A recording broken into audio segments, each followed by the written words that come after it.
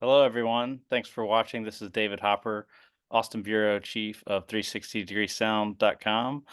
This interview is part of 360's South by Southwest Artist Spotlight series, in which we chat with artists who will perform at South by Southwest Music Festival, which is in a few short weeks. It'll be taking place March 11th to 16th in Austin, Texas. Today, I'm joined by Sofie Tollefsbøl. She's vocalist and primary songwriter of the eight-piece funk band Fieh from Oslo, Norway. Sofie, thanks for joining us. Hey, thanks for having me. Of course. Nice Uh, pronunciation. yeah, okay, thank you. All That's good. right. Well, yeah, so for our viewers and readers who are unfamiliar with Fieh, I understand the band started about 10 years ago. You were the founder, singer, and primary songwriter. If you could maybe please give our viewers and readers a kind of brief history of the band and a description of the music you make. Yeah. We started playing together kind of in high school, or many of us went to high school together, five of us. So yeah, we just or actually I ended up hijacking another band because there was originally they were like Ola, the drummer, and Andreas, the bass player. They were in another band. They were called Sleeping Deep, and they asked me to join them for like a couple of songs of mine, songs that I had written on a jazz festival, like a kind of local jazz festival thing. And I joined in, and then after that we those two bands fused and it became Fieh. And after that I started studying at the Academy of Music in Oslo, and there we met, and also others in the band did as well. So we met the other members there, and then nowadays we are 8 people. No, very well, cool. I got a chance to listen to some of your music. Clearly, funk and R&B is a big part of Fia's sound. Wonder if you could talk a little bit about your interest in funk music, what you love about it, and maybe some of the funk and R&B artists you grew up listening to in Norway. Yeah. My brother, who is older than me, he is a guitarist, and he was always listening to like blues, like B.B. King, and yeah, um, also soul, like Ray Charles, Aretha Franklin, all those artists. And he also frequently like played on blues festivals. So I was like my parents and I would go to like see him play on blues festivals. So in that way, I kind of like got familiar with the like blues and soul genre, and I really was a big fan of like Blues Brothers and a lot of soul music.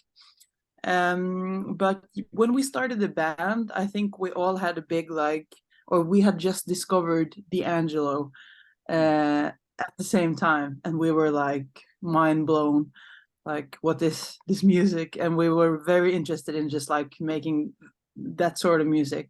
So that was kind of the basis of the band, actually, like making that, or like music very inspired by Voodoo, that album in Mhm. particular. Yeah.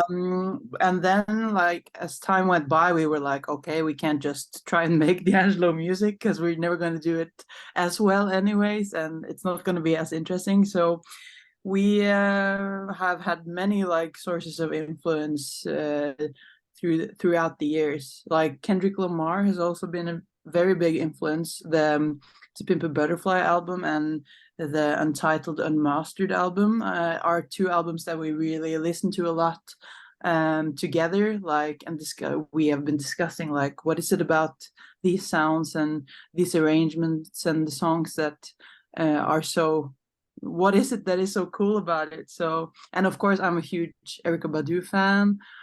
Um, yeah, I think, but we have really many sources of inspiration. Like different people in the band bring in different, their inspirations. Can be jazz, can be like disco, can be the Beatles, can be, yeah, many Yeah. different things. Very cool. So Three is the band's third and latest studio album that was released in September last year. Um, Yeah. Yeah, how would you say maybe this record is different from your previous work? How would you say the band sound has evolved over the years? I feel like every album, or uh, every of the three albums, has been like a reaction to the previous album, except for the first album, which was the first album. The first album was sort of, it was old songs, like it was songs we had been playing live for many years. And I think I was really tired of that album when it released. I was so tired of the songs, and I was like feeling almost embarrassed about the music because it was so like from the past. So when making the second album, I was feeling like, oh, we need to make something more artsy, something less like pop, like something more advanced, and more with like or maybe some orchestral arrangements and all that kind of stuff. So we did that for the second album, which was more experimental, I would say.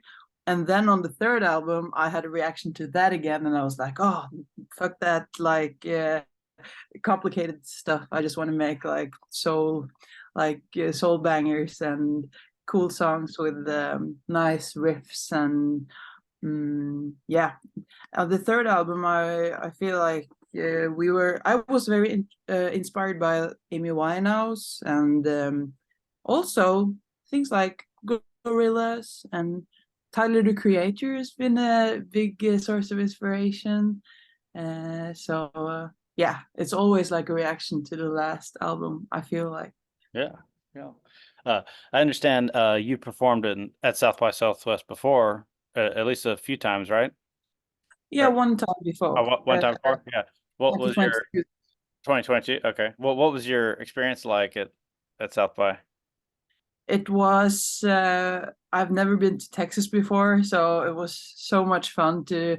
I really love traveling. I think everyone in the band really loves traveling. So it was so much fun to just come to Texas and meet loads of cool people and see very many cool concerts. It was very like overwhelming. It's such a huge festival. We don't have anything, or we have like mini versions of that in Norway, but like this is a whole other level, the South by Southwest. Yeah. So it was really fun to be like to experience the city in that state, like with stuff going on all over the place. Hmm. Really Yeah. cool. So you have a song called Texas Baby on the new album. I was wondering if that Yeah, was inspired by your trips to your trip to South by her. for sure. I Yeah. think we were making the third album when we were recording the songs for the sorry, we were recording the third album when we were like the months before South by Southwest. So I thought a lot about Texas. I was really like excited about Texas. And then I was just kidding in the studio and I sang Texas Baby because we were all like always speaking about Texas, how we were looking forward to Texas and all that. And then I sang Texas Baby, and then we were like, it actually, that sounds kind of cool, silly, but also funny. And then I just couldn't change it because it felt right. It was supposed to be Texas Baby. So it was definitely inspired by the Texas trip. Yeah. Cool. Uh, yeah. Several years ago, Fieh contributed to the 2020 compilation Blue Note Reimagined, which was I listened to that when it came out, a really cool yeah, compilation of basically reworked and newly recorded versions of songs from the vaults of legendary jazz label Blue Note Records. Yeah, y your band did the Wayne Shorter tune Armageddon. I was wondering if you could maybe talk a little bit about that opportunity and your approach to that jazz classic. Yeah, it was really hard to Mhm. choose. Like the task was kind of choose a song from the whole Blue Note catalog Mhm. and make your own version of it. And that was like a very overwhelming uh, request because we have all been like jazz students, and we have huge respect for like so much stuff in the Blue Note catalog.